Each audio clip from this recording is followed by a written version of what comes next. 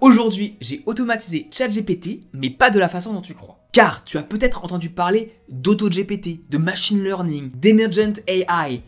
Eh ben, oublie tout ça, c'est pas ça. Aujourd'hui, tu n'as pas besoin de savoir coder pour automatiser ChatGPT. Imagine, tu es au travail et ton manager veut que tu lui dises tous les soirs ce que tu as fait. Et le problème, c'est que ton manager, il aime bien quand il y a plein de mots, il aime bien tout ce qui est corporate. Et si t'es comme moi, t'as pas envie de passer une demi-heure tous les soirs à écrire ce que tu as fait. Eh ben, on va automatiser ça avec ChatGPT. Donc, 4 étapes. Numéro 1, d'ailleurs, avant numéro 1, si tu me connais pas, moi c'est Thomas l'ingénieur et je t'aide à être plus productif pour que tu puisses avoir plus de temps pour toi, ta famille et faire ce que tu as envie. Étape numéro 1, on va se connecter à make.com. Make, c'est un logiciel d'automatisation sans avoir besoin de coder. Alors là, il y a plein de trucs. Moi, ce que je te conseille, très simple, on va se connecter avec Gmail. Tu choisis ton compte et tu te connectes. Une fois que tu arrives sur le site, tu vas faire un scénario. T'inquiète, je t'explique tout, c'est simple. Comme tu n'en as jamais créé, tu n'as rien ici, tu vas faire Create a new scenario, créer un nouveau scénario dans ton cas. Là, tu vois, écran simple, on arrive à l'étape numéro 2, on va connecter Make à une de tes Google Sheets sur laquelle on va marquer les tâches qu'on a à faire. Donc je clique sur le bouton plus, je vais taper Google Sheet, par exemple, et je vais cliquer sur le bouton Google Sheet. Là, il y a plein de choses, t'inquiète pas, on va cliquer sur Watch New Rows, le premier trigger qui est en haut, c'est-à-dire que quand tu vas marquer tes tâches dans Google Sheet, il va y avoir une action qui va s'exécuter. Là, je te laisse connecter ton compte. Pareil, si tu veux faire simple, tu vas avec Google. Hop, on est parti, on clique sur le compte, on accepte. Maintenant, on configure ce petit bouton. T'inquiète pas, hein, tout est déjà fait pour toi, c'est super simple. Tu as juste à cliquer sur quelle feuille tu veux. Quelle est la feuille? C'est le numéro 1. Est-ce qu'il y a des headers? Oui, on a les tâches du jour qu'on va mettre à gauche et le message qu'on va écrire pour notre boss à droite. Et tout le reste, tu restes comme c'est. Tu peux lire les petites choses si tu veux, mais tout est nickel. Étape numéro 3, on va maintenant rajouter ChatGPT ici. Il nous demande de connecter à notre account. On va le connecter. Ici, c'est la seule petite étape complexe. Il nous demande une API key et une Organization ID.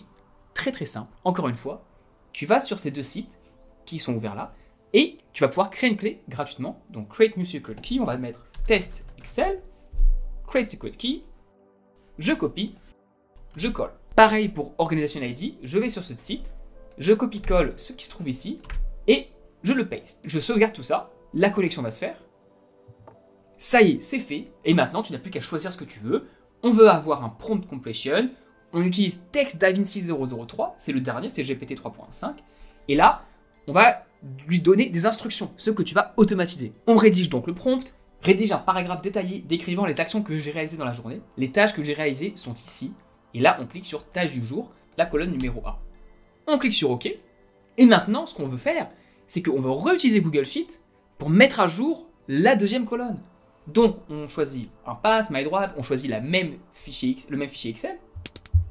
Hop, on automatise ChatGPT, on utilise la sheet numéro 1, et cette fois-ci, on va mettre le row number ici, c'est-à-dire quelle est la row qui a été prise au départ du process, et on veut que l'output de ChatGPT, le texte qu'il a donné, arrive dans la colonne numéro B.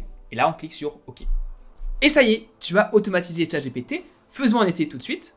Imaginons que le matin, j'ai débugué du code, j'ai écrit des emails à des contracteurs, et ensuite j'ai aidé Valentin sur une requête de pricing. Je marque juste ça ici. Je vais ici cliquer sur Run Once, faire marcher une seule fois, et ça va nous réaliser la requête OpenAI, la requête ChatGPT. Là, ça marche, on voit qu'il est en train d'exécuter, et ça y est, il a updaté la row. Et voilà, maintenant tu as un paragraphe avec plein de mots corporate qui ne veulent pas dire grand-chose, mais qui remplissent pour ton boss. Alors là, tu vas me dire, Thomas, je suis malin là, tu as cliqué sur le bouton, c'est pas automatisé ça. Et oui, je suis d'accord avec toi. Mais là, il y a l'astuce que je vais te donner tout de suite, c'est que tu peux écrire tous les jours ce qui se passe ici et programmer cette automatisation, soit à tourner toutes les 15 minutes par exemple, et dès qu'une nouvelle ligne est détectée, il va le faire. Ou bien, tu peux aussi tout faire d'un coup si tu veux rattraper un mois en cliquant sur la limite qui est ici là. Je ne vais pas montrer au tout début. Il y a une limite, si tu mets 30, tu peux écrire 30 lignes à la fois, et à chaque fois que toutes les 15 minutes il va passer dessus, tu peux avoir jusqu'à 30 lignes qui vont être écrites à nouveau. Bref, tu as des petites optimisations que tu peux faire quand tu vas dans les paramètres, tu peux changer le prompt, etc.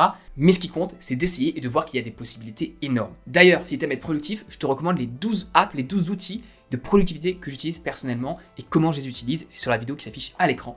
Merci de m'avoir regardé, très bonne journée à toi.